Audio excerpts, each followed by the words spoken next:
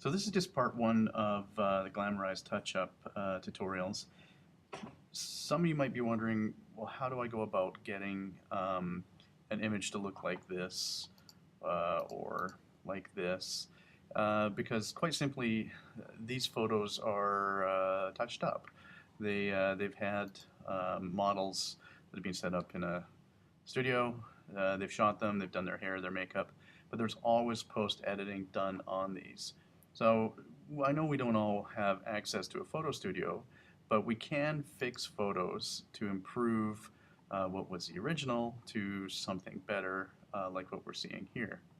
So one of the first things that we can do with this is just simply do some quick fixes with your spot healing, healing brush or patch tools. And what you'll do is if you've got an image with someone, you'll just go over the blemishes on their face with these tools just to get rid of some of those problem areas. And what that does is it allows you to speed up the rest of the process down the line. So if you've got blemishes, that sort of thing, you can touch those up with some of these tools and they'll do a quick fix on them.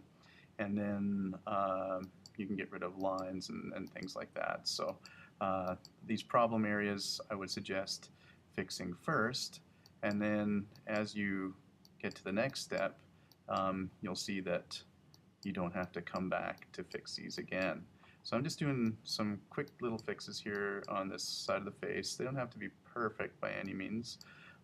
This is a tool that you want to kind of click with more so than paint. If you are painting, I do it in short strokes because it can really be obvious if you're doing otherwise.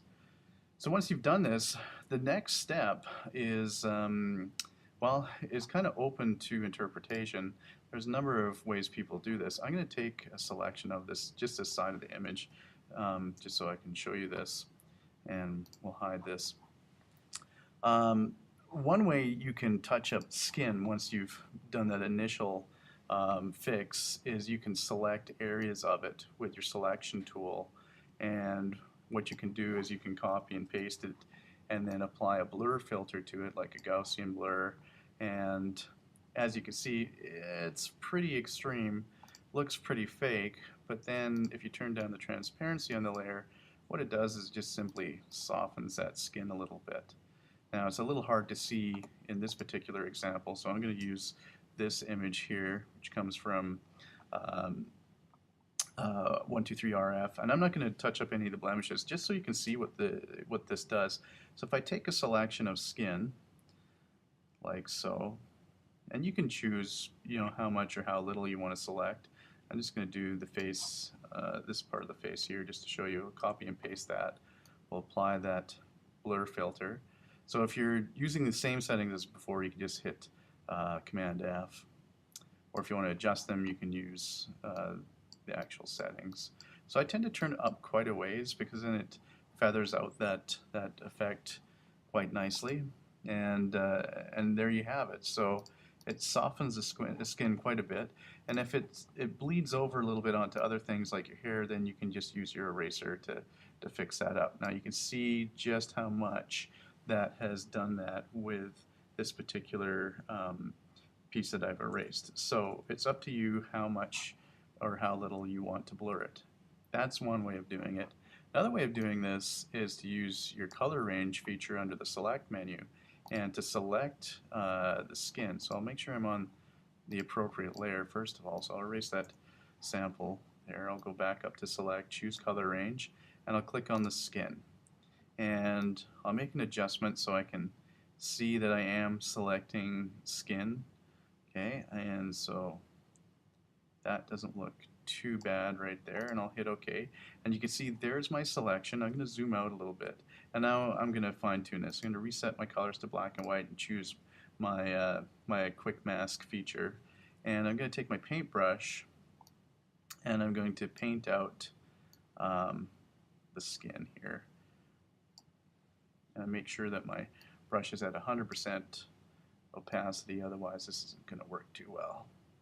So this is something that takes a little more time, but it allows you to be fairly specific with the selection of skin. And there There we go. It doesn't have to be perfect by any means. And then I'm going to paint over everything that I don't want, like so, because obviously we don't want to blur clothes and hair and that sort of thing.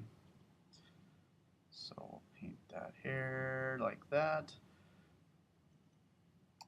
And now I have a selection. Okay, that's going to work. So if I was to copy and paste this, you'd see there's my skin, and then I can just apply that blur filter to it.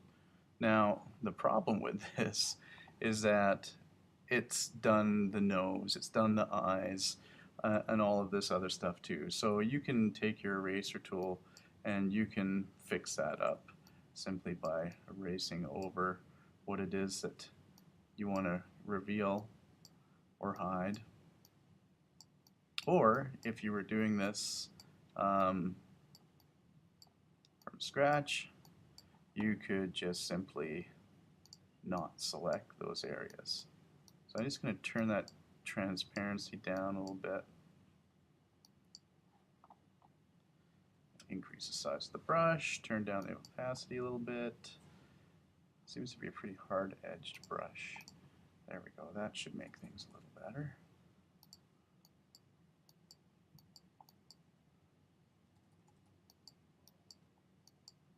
So what we want to do is we want to retain, some of that original content. But you can see it's made quite a bit of a difference. So we go. There's before, there's after. Now I'm just still erasing a little bit. So you can see, if you're doing this,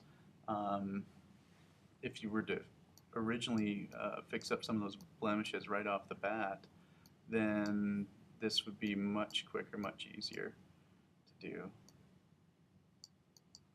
There we go. So there we have before and after. It's a pretty drastic difference. And because this is on a different layer, you can always go back and take your spot healing brush tool and fix up some of those original blemishes that you haven't, that I haven't touched up yet. So it'll make it look even better by the time you're done. So that's one quick, easy way to basically apply a layer of foundation.